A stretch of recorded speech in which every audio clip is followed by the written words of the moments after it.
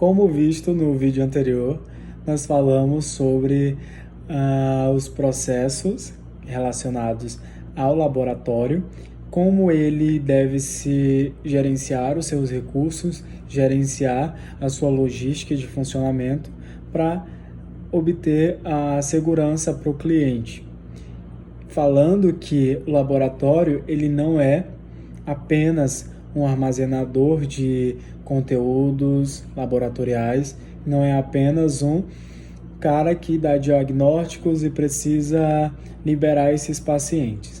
Mais do que isso, muito além de cadastro, como vem a nossa fala anterior, ele vai ser um gerenciador também humano, né, de pessoas, para ajudar dentro dos seus recursos humanos, para obter melhores soluções diante das problemáticas, diante das doenças, diante dos diagnósticos, diante das alterações desses pacientes, ok?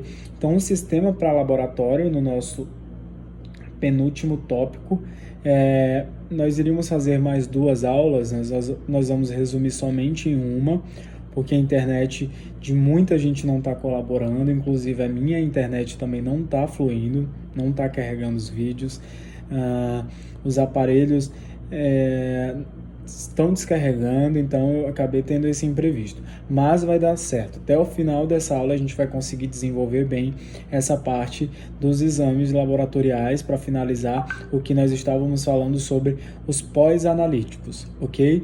Falando ainda dessa ideia dos laboratórios, a gente precisa entender que além de prestação de serviço, eles precisam ter qualidade nessa prestação de serviço. E daí vem o conhecimento de softwares que são capazes de gerenciar tarefas e atividades que devem ser exercidas dentro do laboratório.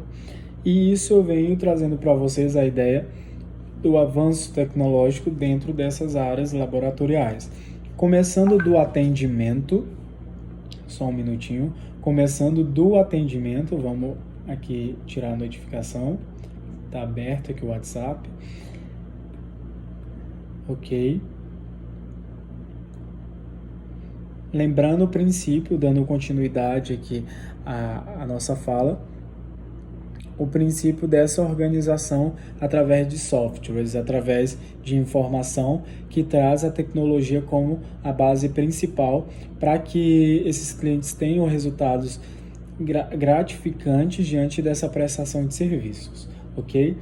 Falando aqui sobre a diminuição do tempo de cadastro, então se a gente tiver algo mais digitalizado, eu não corro risco daquele papel que estava digitalizado, que estava essas informações, ele se rasgar, ele se perder, sei lá, aconteceu um incêndio, por exemplo, nesse laboratório e eu perder os dados do paciente, sendo que a legislação me fala que eu preciso ter isso guardado em até 5 anos. Por isso que o software, essa informatização, esse processo tecnológico dentro dos laboratórios é de suma importância, para que não agrida o paciente nos seus direitos, certo?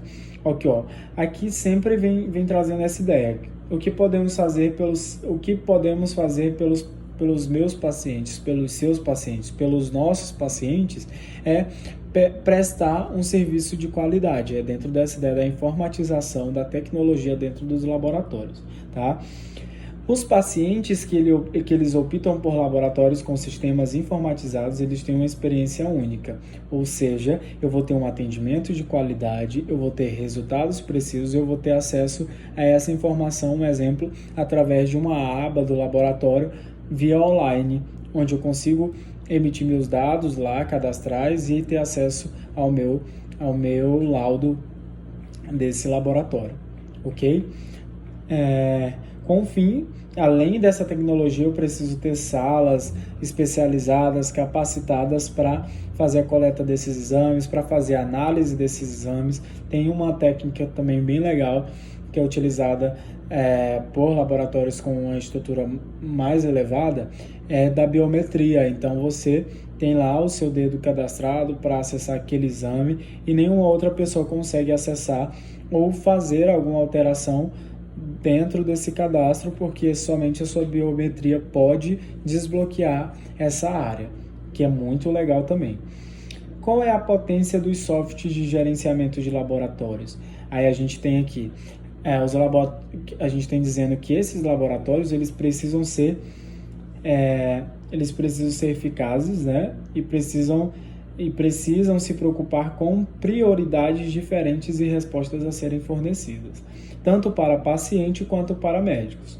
Os softwares de gestão, eles possibilitam rapidez nesse processo, é o que nós estávamos repetindo.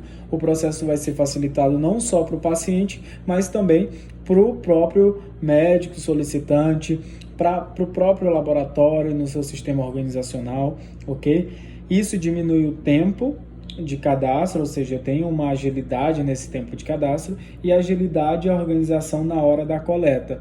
Então, se eu tenho essas agilidades por meio de softwares, por meio de tecnologia, o andamento de um laudo médico vai ser bem mais rápido.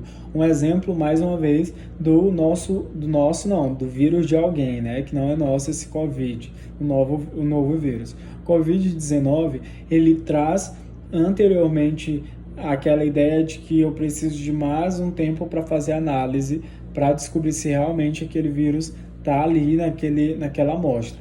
E agora, com o desenvolvimento tecnológico dentro desse modelo mais rápido que nós precisamos para descobrir a cura para a doença, é que vem lá o diagnóstico mais rápido, a detecção do vírus muito mais rápido, que isso é tecnologia e esse software, tá? E por fim, nós vamos finalizar a aula resumidamente falando sobre a resolução, que não foi falado anteriormente, sobre o HIV. Voltando a isso, pessoal, essa resolução aí do Ministério da Saúde, ela traz uma diretriz. Essa diretriz, ela é padronizada. Quando eu falo que é padrão de padronização, é a forma como tratar diante de todos os casos de pacientes diagnosticados com HIV. E qual seria, professor, esse diagnóstico, né? E isso é um tema muito importante. Inclusive, a Pedrina falou no grupo dela sobre o HIV no nosso seminário. E isso foi bem interessante abordar esse tema num seminário tão importante, né, como o nosso, que às vezes não teve tanta explicação por parte de todos, não se aprofundaram nas doenças, mas o grupo da Pedrina trouxe isso, né, sobre o HIV. Na hora desse exame, desse diagnóstico, que eu pego esse documento em mãos, aí é que eu preciso saber gerenciar esse padrão a se seguir. Eu percebo que o vídeo está em 8 minutos. Em 8 minutos, como está demorando a carregar muito a internet, quanto menor o vídeo, maior vai ser a reprodução dele. Eu vou finalizar com vocês nesses 8 minutos e faço um vídeo final de 5 minutos, com um tempinho mais curto, para que a gente consiga acessar esse vídeo no YouTube, para que eu consiga enviar para vocês e vocês consigam acessar de forma mais legível, de forma mais rápida, tá? Finalizando a apostila na parte 3, no capítulo 14, certo? Fechando o tópico no capítulo 14 e, por fim, com o nosso laudo, que é a última fase da pós-análise, né? Seria o laudo e a forma de prover o tratamento para essa enfermidade, ok? Finalizamos aqui, logo após, a gente termina a nossa aula, nosso sábado. Eu acredito que está sendo bem produtivo, está sendo bem interessante essa nova modalidade, é uma novidade, mas juntos, mais uma vez eu repito, nós vamos avançando. Obrigado e até o próximo vídeo.